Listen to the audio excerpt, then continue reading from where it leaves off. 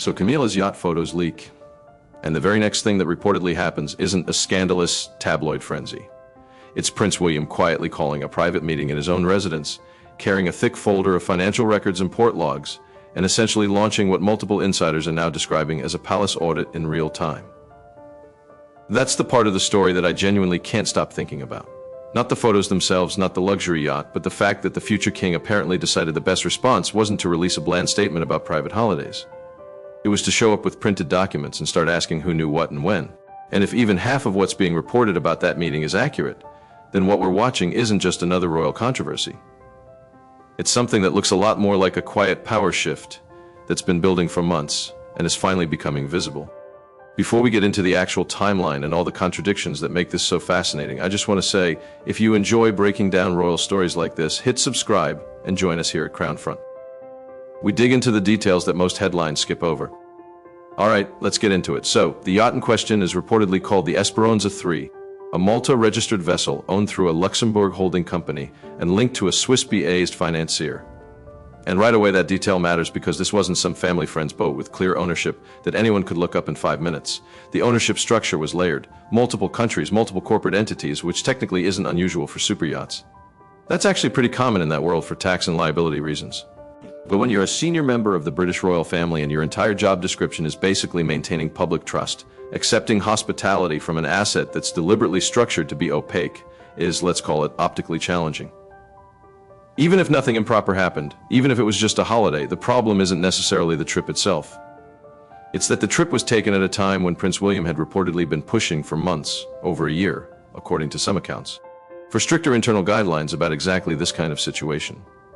He reportedly wanted senior royals to avoid anything that could create the appearance of favoritism or privileged access. That's the context that makes everything else fall into place, because without it, the yacht trip just looks like a bad PR decision. With it, the yacht trip looks like someone either didn't get the memo or didn't think it applied to them. Now let's talk about the timeline, because this is where it gets weird. The trip allegedly took place in early July 2026. At almost exactly the same time, Prince William and Catherine were doing the kind of bread-and-butter royal engagements that keep the institution looking grounded, visiting a children's hospice in Birmingham, meeting veterans near Edinburgh. Very much the opposite of the French Riviera. And according to the reports, William learned about Camilla's holiday before any photos made it to the press. Someone with knowledge of the trip allegedly contacted Kensington Palace directly, believing the situation was serious enough that the future king needed to know before it hit the newspapers. If that's true, then the story was never really exposed by a leak in the traditional sense. It was flagged internally by someone inside the circle. And that changes the entire nature of what happened next, because it means William wasn't reacting to public embarrassment. He was reacting to information that reached him privately, presumably from someone who thought the situation was problematic enough to bypass normal channels. This is also where the ship registry document comes into the story. And I know that sounds incredibly boring, but stay with me because it's actually the key to understanding how this whole thing unraveled. According to the accounts, investigators were able to piece together the yacht's identity and location by cross-referencing a routine maritime registry record with a social media photograph that had been briefly uploaded and then deleted. That's it. That's the thread that supposedly started pulling everything apart. A dry legal document and one photo that someone tried to scrub from the internet, which honestly, if you're going to take a holiday that you don't want scrutinized, maybe don't take it on a vessel that's registered in a publicly searchable database. But that's almost beside the point. The point is that once journalists had the yacht's identity, they could work backward. They could check port logs. They could identify other passengers. They could start asking questions about who owned the vessel and whether any of those connections intersected with royal charities or patronage organizations. And according to the reports, that's exactly what they did. When you actually look at what was said versus what happened, the contradictions start piling up pretty quickly. Camilla's representatives reportedly described the trip as a private matter that didn't require public explanation, and in one sense, that's a perfectly reasonable position. Senior royals do take private holidays. That's not unusual. But the problem is that this particular holiday allegedly didn't appear in the royal family's published transparency records. And internal palace policies reportedly require certain gifts, hospitality, and benefits to be formally declared. So if the trip was just a normal private holiday, why wouldn't it be declared? And if it wasn't declared, was that because someone decided it didn't need to be, or because declaring it would have raised exactly the kinds of questions that eventually got raised anyway? That's the contradiction that I can't quite get past. Either the disclosure rules apply to everyone or they don't. And if they don't, then what's the point of having them? Then there's the earlier trip. This is where the pattern starts to look less like a one-time oversight and more like something that had happened before.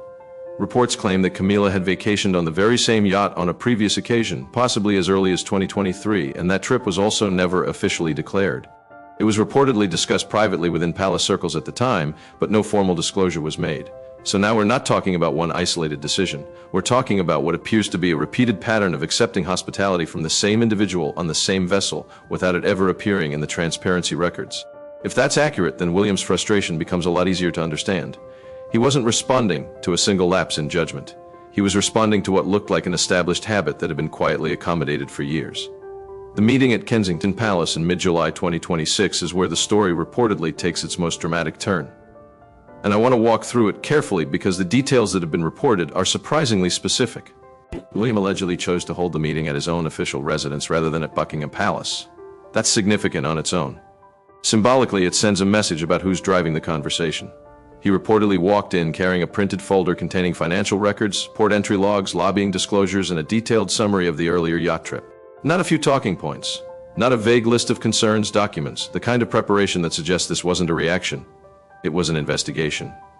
He wanted to know who had known about the earlier trip, why that information hadn't reached the highest levels of the royal household, and what exactly King Charles had been told. This is where the account gets genuinely uncomfortable. According to the reports, one official admitted that concerns had been raised internally, but couldn't explain why they hadn't been fully escalated. Another reportedly confirmed that Charles had only received a basic overview of Camilla's travel plans. He allegedly hadn't been informed about the yacht owner's identity, the lobbying connections, or the financial relationships linked to the trip.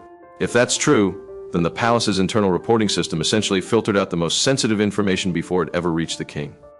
And William's reported conclusion was that the system had failed. Not that one person made a mistake, not that Camilla made a poor choice, but that the entire process for flagging potential issues was broken. From there, William reportedly laid out 3 demands. First, a full written disclosure covering both yacht trips to be submitted to the king's principal private secretary within 7 days. Second, a thorough review of all of Camilla's charitable patronages to identify any possible connections with outside donors. Third, an immediate suspension of all contact between Camilla's household and the yacht owner while the matter was being examined. That third one in particular is striking because it's not a request for more information, it's a directive, it's an action. And it suggests that William wasn't just trying to understand what happened. He was trying to contain it. The pushback reportedly came from Camilla through Charles. She insisted she had never intended to mislead anyone. Charles reportedly warned that launching a formal review would only generate more headlines. And honestly, I can see both sides of that argument. Charles's position is the pragmatic one. If you investigate, you validate the story, you give it legs. William's position is the institutional one. If you don't investigate, you signal that accountability doesn't matter. And when Camilla's office later submitted what was described as an incomplete disclosure that William's team rejected outright, the disagreement stopped being private. It became an open clash between the offices of the future king and the queen consort. That's not nothing, that's a structural rift. Let's talk about the yacht owner and the connections that have been reported, because this is where the story gets more complicated than just the holiday. The vessel was reportedly owned through a complex overseas corporate structure which made it difficult to identify who ultimately funded the trip. One of the directors connected to the company was previously mentioned in a UK parliamentary report examining concerns about foreign influence and property-related matters. To be absolutely clear, the report did not accuse that individual of any crime. There's been no finding of wrongdoing, but the company was also said to have links with royal charities and heritage projects.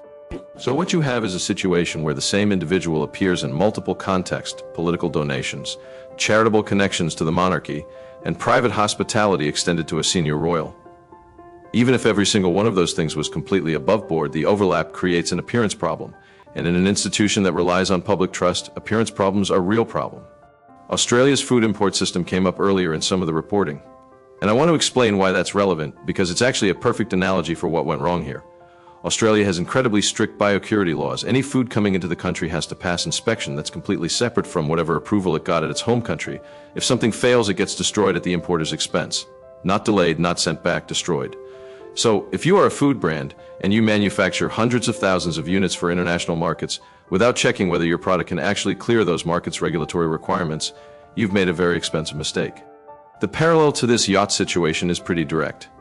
If you're a senior royal and you accept hospitality from someone whose business connections could raise questions without checking whether that hospitality needs to be declared under your own institution's transparency rules, you've essentially shipped product without checking the import regulations.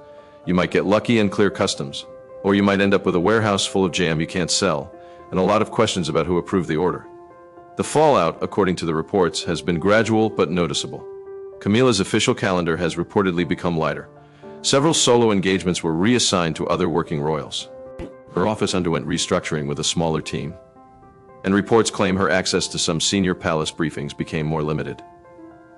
At the same time, Catherine has reportedly taken on a growing number of important engagements, including some originally linked to Camilla.